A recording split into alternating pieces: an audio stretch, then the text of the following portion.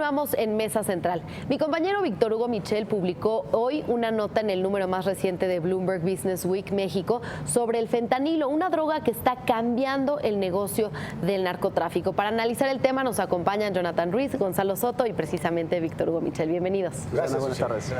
Pues bueno, estamos viendo una revolución económica en el narcotráfico por esta droga. Cuéntanos de qué se trata.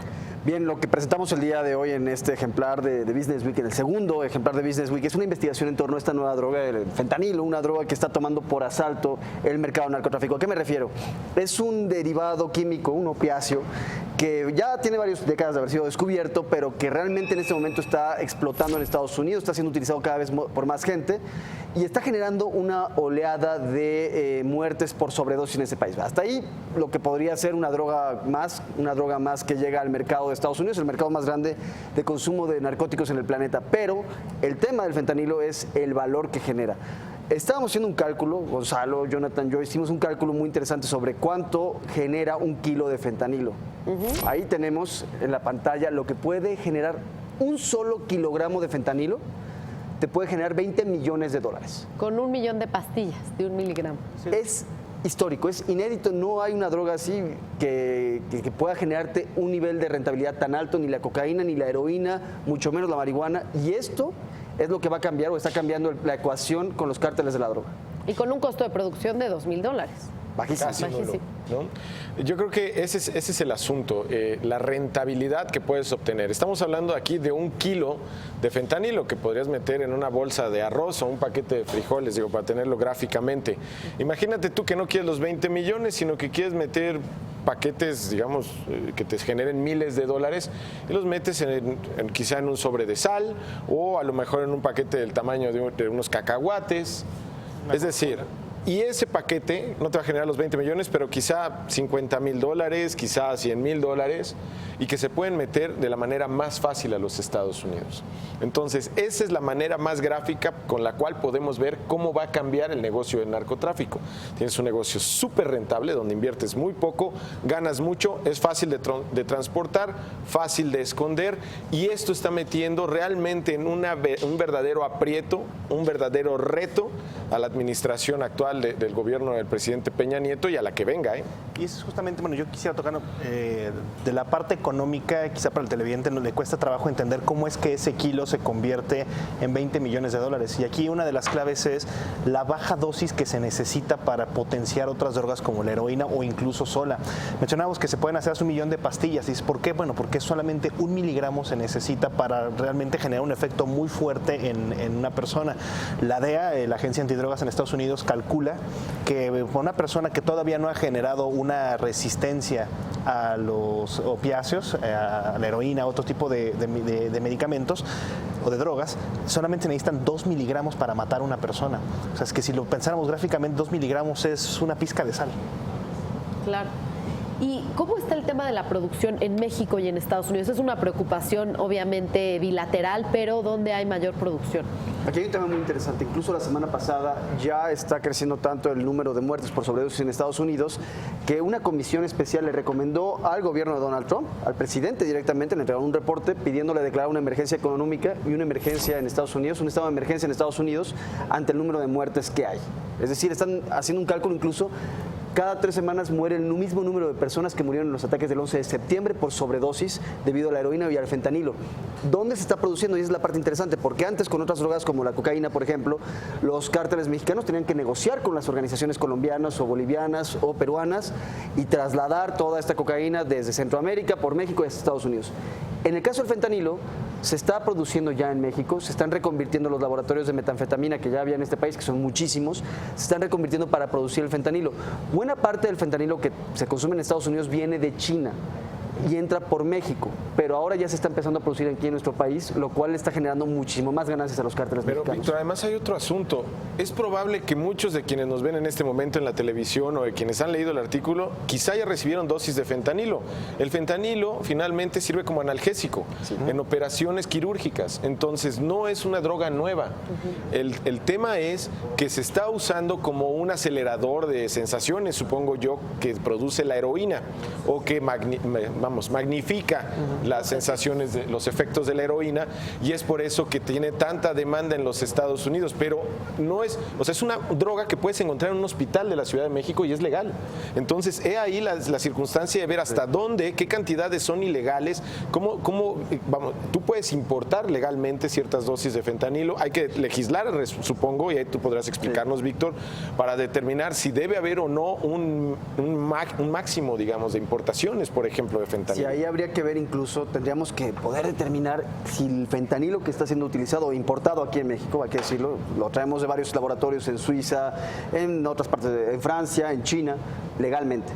Si ese que está llegando al IMSS, al ISSSTE, a la Secretaría de Salud, está siendo utilizado para lo que tiene que ser utilizado, que es para tratar el dolor de los pacientes, o si está siendo desviado de alguna forma hacia Estados Unidos. Yo aventuraría a decir que muy probablemente sí. Con este nivel de rentabilidad y de ganancia, muy probablemente esto va a terminar llevando a Estados Unidos de una u otra forma estos stocks legales. Pero también yo querría irme sobre los ilegales, el tema de los laboratorios que están aquí en México. Ya teníamos una tradición de laboratorios de metanfetamina aquí en el país y ya había incluso hace algunos años 4 químicos que fueron capturados en Toluca por haber estado produciendo fentanilo que era llevado a Estados Unidos. Así es. Resulta que esos químicos fueron detenidos en México, fueron extraditados a Estados Unidos, ya salieron libres y ya están de vuelta en México. 8 años en la cárcel, 8 años en la están cárcel. libres. Y nadie sabe dónde ya están. están volviendo a producir. No lo podemos asegurar, sabemos, pero nadie sabe pero dónde tienen están. la capacidad de hacerlo, ¿no? Claro. Hay una cosa muy interesante también para alcanzar y dimensionar la gravedad del asunto, y es que Víctor nos relata en su texto que ni Estados Unidos está preocupado, pero en México no se han tomado las medidas adecuadas siquiera para entender el problema. Es decir, las autoridades mexicanas ni siquiera pueden cuantificar correctamente de una manera estandarizada cuánto fentanilo se ha incautado a los distintos grupos criminales, pero más allá de eso, el fentanilo es una droga tan potente que con solo al tacto, o sea, al contacto, puede generar coma. Sí. Y Víctor nos relata un caso de unos agentes chinos sin el equipo adecuado, tocan la droga estos agentes y quedan en coma. Entonces, a ese nivel es la potencia, a ese nivel es la gravedad de este químico. Y de ese tamaño también es la omisión que está teniendo la autoridad mexicana y ni siquiera poder entender el problema y la gravedad que esto conlleva.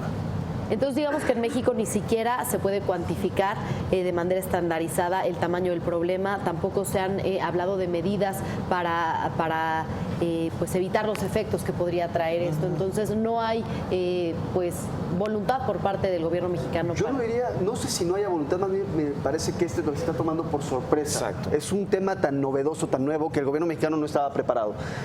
Hace aproximadamente un mes y medio, la Embajada de Estados Unidos en México organizó un curso para procuradores estatales para explicarles lo que era el fentanilo, porque no lo sabían. Y ni siquiera tienen los equipos para poder agarrar o tocar esta droga que está siendo decomisada. Entonces, eso nos habla, ahí tenemos en el mapa precisamente dónde se ha ido decomisando en los últimos años, particularmente desde 2015. Antes de 2015 no había decomisos. A partir de 2015 empieza a haber ya decomisos y estos son los estados en donde se ha hallado. Muy interesante, les destaco ahí un punto estratégico, zona de influencia del cártel de Sinaloa, pero en donde también está peleando con el cártel Jalisco Nueva Generación. Entonces, ahí es donde estamos viendo que las procuradurías pues ni siquiera saben lo que están decomisando, ni siquiera saben lo que es. Y apenas ahora, y a instancias, ¿quién lo iba a decir? De nuestro mejor amigo Donald Trump, el gobierno estadounidense es el que nos está dando la tecnología y el know-how de cómo lidiar con el fentanilo. Y es que qué bueno que mencionas a Donald Trump. Este asunto es un asunto ya diplomático binacional. Se ha involucrado el mismo presidente de los Estados Unidos, Donald Trump, mencionando a México como principal vía de ingreso de este opiáceo. Pero también está el caso de la circunstancia que ellos se enfrentan de salud, porque prohíben, por un lado, estas recetas médicas que les daban acceso a ciertos medicamentos en los Estados Unidos con los cuales les producían placer o calma, y pues justamente por esta circunstancia prohíben ese tipo de recetas médicas, y estas personas que se convirtieron en adictos recurren ahora a nuevas drogas, como puede ser el fentanilo, porque les produce una sensación igual o superior a lo que les producía aquellos medicamentos.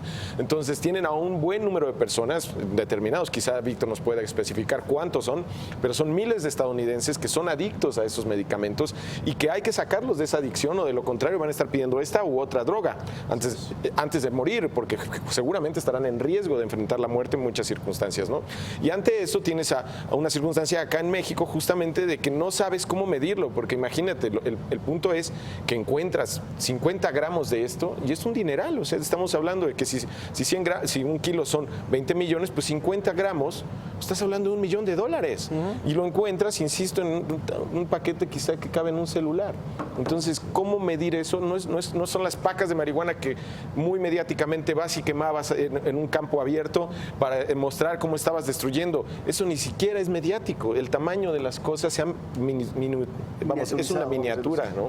Y de hecho, también en nuestra sección, como parte de todo el paquete de información que traemos relacionado con el tema, justamente en nuestra sección de opinión traemos un texto relacionado con que incluso ya hay algunos estados y ciudades en Estados Unidos que están demandando a las farmacéuticas por haber presionado a los médicos a que vendieran y a que recetaran más opiáceos y medicamentos de los cuales ahora los americanos son adictos. Pero yo creo que lo mejor que pueden hacer, digamos, nuestros lectores para entender todavía más el tema es, como ya lo tiene ahí Jonathan, es leer el artículo. Leer el artículo. Pues sus conclusiones. Víctor, que es el autor. Conclusiones, Víctor. Ahí está, la verdad es que un reportaje que nos sorprendió cuando empezamos a ver las cifras. La verdad es que empezamos a platicar entre nosotros y decimos, en verdad esta es la matemática, y después hicimos algunas entrevistas y lo que nos decían los especialistas, esto es una locura, básicamente. Mañana vayan al puesto de revistas, compren el Financiero y van a encontrar la revista Bloomberg Business Week México, hecha en coordinación entre Bloomberg y el Financiero.